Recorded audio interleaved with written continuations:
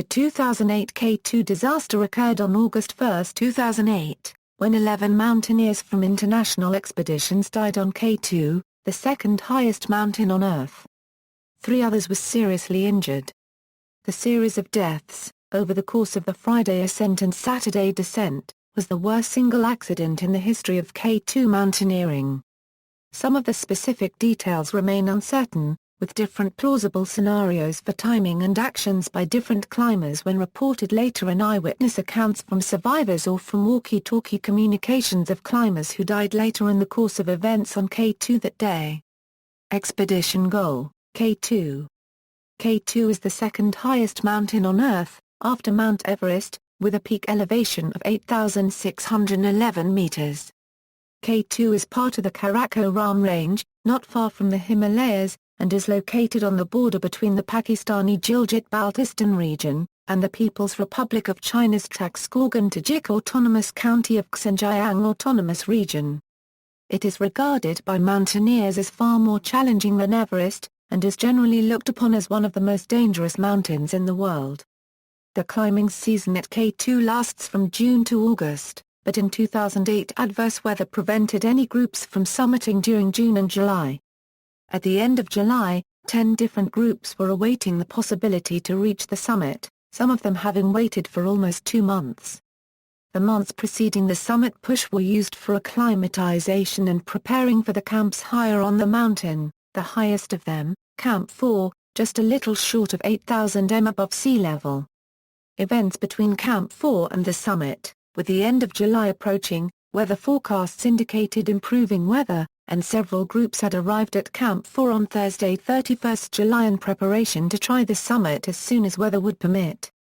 Members of a Serbian team, American team, South Korean team, Norwegian team, French team, and international teams sponsored by Dutch company Norut, and the team's associated Sherpas from Nepal and Pakistani high-altitude porters decided to work together on the Friday 1 August descent. A few solo climbers would also push for the summit in the morning. Friday 1 August, the Sherpas and HAPs started to prepare fixed lines upwards before midnight. They were joined by Spanish solo climber Alberto Serene, who had come up from Camp 3 during the night and decided to continue his summit push early rather than stay at Camp 4. The most experienced HAP, Shaheen Beg, had to go back down with symptoms of high-altitude sickness. His experience and unofficial leadership of the Sherpas and HAPs was missed, and in the confusion, ropes may have been left behind or placed too far to the right side of the bottleneck. When the climbing groups started upward at 3 a.m., they found that the Sherpas and HAPs had started planting lines right above Camp 4, where they were not needed, up into the bottleneck, and then had run out of rope for the traverse just above the bottleneck.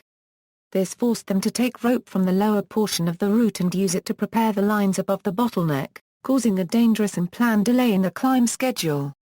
At this point the American group decided to abort the attempt and return to the lower camp.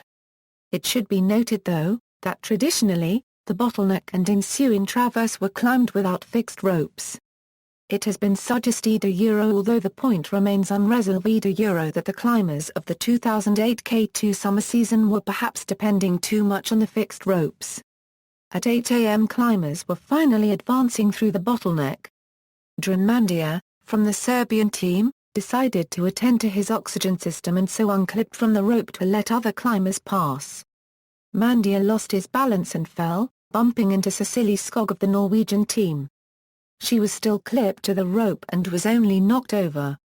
Mandia fell over 100 am down the bottleneck. Some climbers claimed that he was still moving after the fall. People in Camp 4 saw the fall and sent a group to help recover his injured or dead body. Swede Fredrik Straven Currency NG stated he took command of the recovery operation. When Straven Currency NG reached the body, Serbian climbers Predrag Zagorac and Iso Planic and their HAP Mohammed Hussein had already arrived.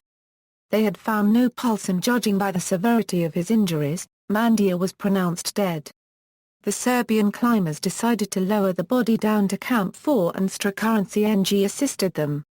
They were joined by Jan Beg, a HAP from the French team. He had fulfilled his assisting duties and had been allowed to head down. Several people later indicated he may have been suffering from high-altitude sickness, since he had displayed questionable behavior in abseiling down the bottleneck. Strakaran CNG also noticed that he was incoherent, first offering to help in the rescue, later refusing to help, only to return moments later to assist them again. Jayan Baig lost his footing, bumping into Strakaran CNG, who then urged him to let go of the rope attached to Mandya harness, before all 4 climbers would be dragged down. Baig finally let go of the rope, but to Strakaran CNG's and the others' surprise, he did not try to stop his slide by using the self-arrest technique. Jayan Baig fell to his death. It is unclear why he did not try to stop his slide. Strakaran CNG decided to descend without the body of Mandya. The Serbian group wrapped the body of Mandya in a flag and fastened him to the mountain before aborting and starting to descend. These delays, together with the traffic jam in the bottleneck, resulted in most people reaching the summit much later than planned, some as late as 8 p.m. altogether. 18 people summited that day, though 8 would not survive the lengthy descent. On the descent, the Spaniard Alberto Serrane, who had topped out first and alone at 3 p.m., managed to pass through the bottleneck without trouble. By 8:30 p.m., the darkness had enveloped K2. Members of the Norwegian group including Lars Flitter Nessa and Skog, who had both summited 2 hours after Serrane had almost negotiated the traverse leading to the bottleneck when a sarak broke off from above. As it fell, it cut all the fixed lines and took with it Rolf Barres, who had abandoned the ascent only 100 m below the summit but had waited for his wife, Skog. Nessa and Skog continued descending without the fixed lines and managed to reach Camp 4 during the night. As a result of the sarak fall, the descent through the bottleneck became more technical. Chunks of ice lay scattered around the route, and the mountaineers above were stranded in darkness in the death zone above 8,000 meters.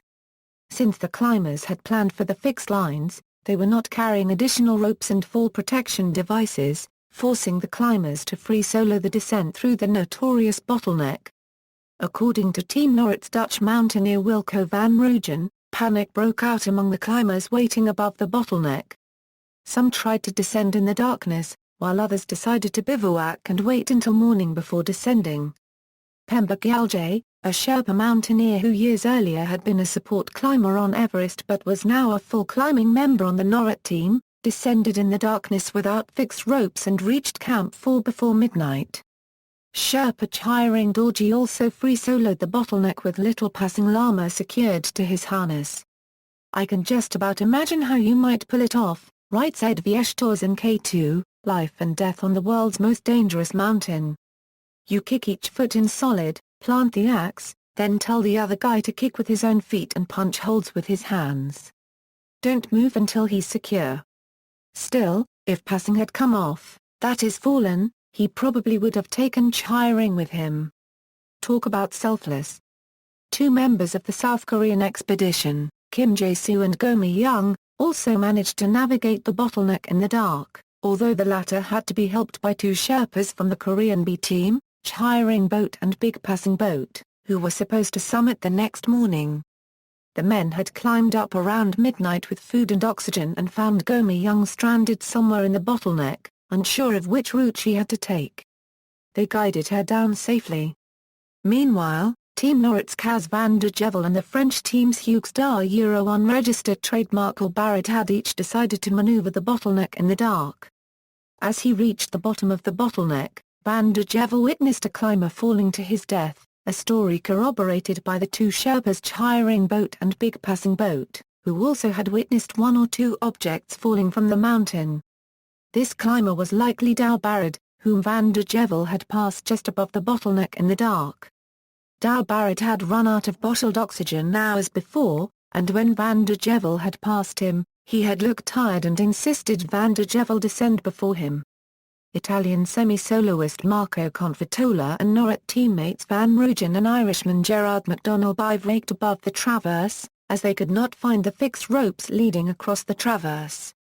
Confitola claimed that during the bivouac, he heard screams and saw headlights disappear below him after a roaring sound came from the sarak field. At that point, 8 people were still above the bottleneck. Saturday 2 August, The rescue efforts started in the base camp as a group was sent upwards with ropes to help those still stuck in the bottleneck. The group included Sherpas Tsering Boat and Big Passing Boat, who had previously helped Gomi Young down the bottleneck and now went to search for their relative Jumik Boat. Jumik was left stranded with the remaining climbers of the Korean expedition somewhere above the bottleneck. Early in the morning above the traverse, Van Rooyen gave up the search for the fixed ropes and descended alone. His vision was deteriorating and he feared he was going snow-blind. He needed to get off the mountain fast. Konfatola and MacDonald did not follow him immediately. Later, Van Rooyen reached the remaining Korean climbers and their guide Jumik Boat. The men were tangled in several ropes and had clearly been hanging there, some upside down and bloodied, through the night. But they were all alive. It is unclear if the men were the victims of a second sarak fall, an avalanche or perhaps a regular fall leaving them tangled in the ropes. Some sources mention only 2 Koreans and Jumik Boat, whilst other reports indicate 3 remaining Koreans. It could be that this was the event Konfatola had witnessed during the bivouac the previous night, while it could also be that this was the second object Tsering Boat and Big Passing Boat saw falling off the mountain. There is little direct evidence to clearly confirm either possibility. Van Rooyen handed Jumik Boat his spare pair of gloves, but was unable to help them anymore. He claims Jumik Boat informed him a rescue mission was underway from Camp 4. Van Rooyen decided to continue descending. Konfatola and MacDonald reached the Korean group later in the morning. They worked for several hours trying to free them. It is unclear what happened next. Konfatola claims MacDonald, after working with Konfatola for at least 1.5 hours, suddenly climbed back up the mountain, leaving him with the 3 stranded men. Konfatola assumed MacDonald had succumbed to high-altitude sickness and was growing delusional, believing he had to climb back up. Left alone, Konfatola did all he could for Jumik Boat, giving him his own equipment. They had managed to get the Koreans back into at least a comfortable position, though they were still entangled. Konfatola says he was able to radio with Tsering Boat and Big Passing Boat who were on their way up to rescue the men. Konfatola, having spent at least 3 hours with the entangled men, was exhausted and chose to continue down. Van Rooyen disputes Konfatola's version of the events. Van Rooyen, who had seen Konfatola and MacDonald helping the stranded Koreans and their guide from below, thinks MacDonald did not climb back up the mountain, but rather climbed up to the highest anchor supporting the 3 stranded men to try to transfer the load. He then could have returned to the 3 men and may have spent another several hours alone helping free the men from the ropes.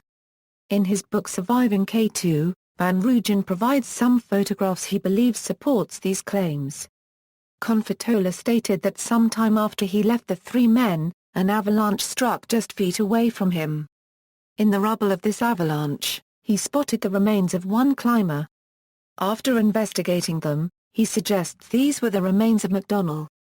Just after noon, Tsering Boat and Big Passing Boat had reached the bottom of the bottleneck. There they found Konfatola crawling on his hands and feet. The 2 Sherpas radioed Gyalje and Van der Gevel to come up for Konfatola so that they could continue the search for their relative Jumik Boat and the Koreans. Big Passing Boat later radioed Gyalje that he had met Jumik Boat and 2 members of the Korean expedition just above the bottleneck. Apparently they were freed after all. He also radioed that a 4th climber, descending behind the 2 Koreans and the 2 Sherpas, had been swept away by a sarak fall and was dead. The description of the climber matched MacDonald's red and black down suit, which would suggest Konfatola was mistaken in identifying the remains in the avalanche as MacDonald's and adds to Van Rooyen's theory that MacDonald freed the 2 Koreans and Jumik Boat before perishing in a different sarak fall. Tsering Boat, from his position at the base of the bottleneck, has also claimed to have seen a sarak fall strike the rescue party as they were descending near the top of the bottleneck. Here, another mystery of the 2008 K2 disaster adds confusion to the sequence of events. There was one other climber still unaccounted for, unregistered trademark Al-Barad's Hap Meherban Karam. He was last seen returning from the summit with unregistered trademark Al-Barad in the later hours of August 1. He and our unregistered trademark Barrett must have gotten separated in the dark, as Van de Gevel encountered only unregistered trademark Barrett above the bottleneck. Van Rooyen, in his book Surviving K2, supports the theory that Karam bivouacked even higher on the mountain than Van Rooyen, Confitola and McDonnell. Again he provides photographic evidence. What looks like a climber can be seen above the Sarak field on the morning of August 2. In a later photo, the figure looks to have disappeared with a trail leading down the Saraks. Van Rooyen and others, such as McDonnell's partner Annie Starkey, believe this figure to be Karam. Disoriented from spending the night at such high altitudes without an oxygen mask, he must have gotten lost and stumbled onto the Sarak field, where he fell or got swept away by an avalanche or part of the Sarak breaking. He might have actually caused one of the Sarak falls. Hence, it may have been Karam's remains Confitola had found earlier in the avalanche rubble. Graham Bowley, in his book No Way Down, is unable to refute the evidence presented by Van Rooyen, but still finds the photos to be inconclusive at best. He is joined in his analysis by writer Michael Coders. Both men edge towards the testimony of the only living eyewitness, Marco Confitola. In the photos taken by Gyalje, individual climbers cannot be made out. In fact, some of the figures assumed to be climbers could very well be rock marks that look like trails are everywhere on the mountain. Another possible explanation to the mystery is an error in Big Passing Boat's observations about the color of the down suit, meaning the last climber could have been Karam, who was wearing a pure red down suit. If so, Confitola had indeed identified McDonnell's remains in the avalanche earlier. The different plausible scenarios underscores the uncertainty, even among eyewitnesses, pertaining to the course of events on K2 that day. Minutes after Big Passing Boat had radioed in the news that he had found his relative Jumik boat and 2 Koreans, another avalanche or Sarak fall struck. It swept away the 4 men. Tsring boat, who had climbed more slowly than fellow rescuer Big Passing Boat, had not yet reached the top of the bottleneck. He survived the avalanche, as did Gyalje and Confitola at the bottom of the bottleneck. The death toll had now risen to 11. Meanwhile, Van Rooyen was making his way down the mountain alone. He had climbed down a new route to the left of the Cezanne route, bypassing Camp 4. Van de Gevel and Gyalje descended from Camp 4 to Camp 3 after they had heard Van Rooyen was still somewhere on the mountain. Van Rooyen had managed several satellite phone calls that may have helped pinpoint his location. He would have to spend a second bivouac out on the mountain. Sunday 3 August, Van de Gevel and Gyalje made contact with Van Rooyen on the Cezanne route early in the morning. The 3 managed to get down to the base camp at 10 p.m. Monday 4 August, Van de Gevel and Van Rooyen were evacuated from base camp by helicopter to Skadu. Confitola reached Camp 2, the advanced base camp. Pakistani authorities released a list of names of those killed and injured. Wednesday 6 August, Confitola, along with another climber, was evacuated from K2 base camp to Skadu by helicopter. Rescue operation. The Pakistani military started a rescue operation early on August 4, 2008, using 2 helicopters. They rescued 2 injured and frostbitten Dutch climbers from the base camp, located approximately 5,000 meters above sea level. 4 climbers, including an Italian, were making their own way down the mountain. The 4 were flown to Skadu for treatment. Van Rooyen was found using GPS coordinates sent out by his Thuraya satellite phone when he used it to call his brother. After K2, Gerard McDonnell's family established a charity to sponsor the children of 4 HAPs who died on K2. Wilco van Rooyen authored a book in Dutch and English entitled Surviving K2. Marco Confitola authored a book in Italian entitled Days of Ice. 1. Chhiring Dorji Sherpa and Little Passing Llamas Intersecting Lives were profiled in Buried in the Sky. 2. The book won the National Outdoor Book Award, the 2012 NCTE George Orwell Award, the Banff Mountain Book Festival's Mountaineering History Award. Chhiring Dorji Sherpa was honored for his heroism with the Tenzing Norgay Award at the Explorers Club annual banquet in March 2013. List of fatalities. One of the 3 Korean casualties either perished during the incident that caused their original fall and tangling in the ropes, or the morning after before the others were freed.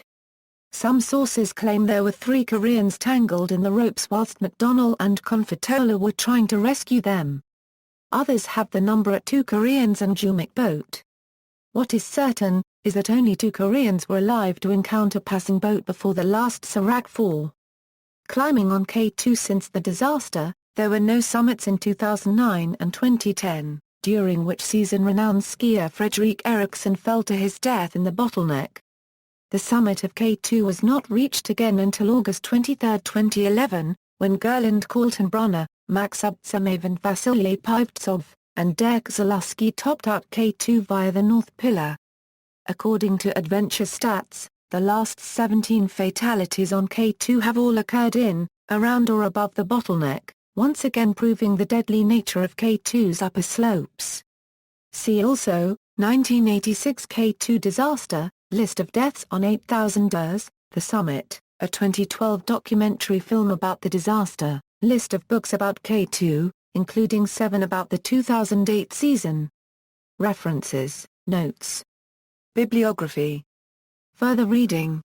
External links. Death Zone, a Euroblog entry and watershed news including the picture of the bottleneck and a line of climbers. The picture was taken August 1, 2008 by Nicholas Rice. Mountain at 10 a.m. August 2, a Euro photo from explorersweb.com of the situation around the bottleneck in the morning of August 2. Photo taken by Sherpa Pemba Gyalde. Expedition photographs from the Dutch Norrit K2 team.